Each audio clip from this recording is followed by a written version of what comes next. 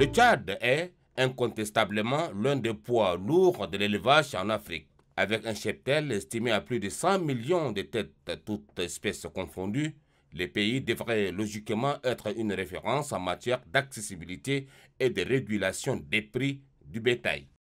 Pourtant, c'est tout le contraire qui se produit, surtout à l'approche des grandes fêtes religieuses comme la Tabaski. En cette période, les prix des animaux connaissent une flambée inexplicable. Un bélier vendu habituellement entre 40 000 et 50 000 francs CFA voit soudain son prix grimper à 75 000, voire 80 000 de nos francs. Une hausse de plus de 60% difficilement justifiable. À qui la faute? Aux commerçants véreux, accusés de profiter de la forte demande pour imposer des tarifs exorbitants. Sans pitié, ce vendeur transforme une obligation religieuse en un véritable casse-tête financier pour les fidèles.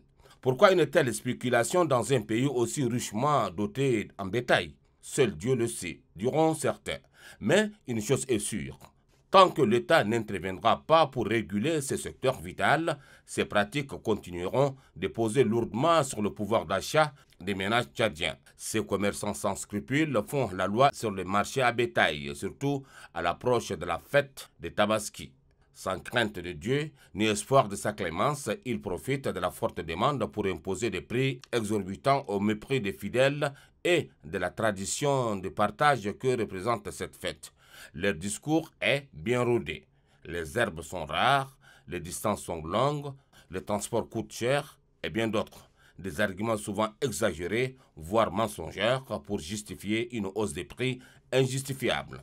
Et pourtant, dès que la fête passe, comme par miracle, les prix retrouvent leur niveau habituel. Pourquoi continuerons-nous d'accepter ce qui est devenu une bêtise généralisée?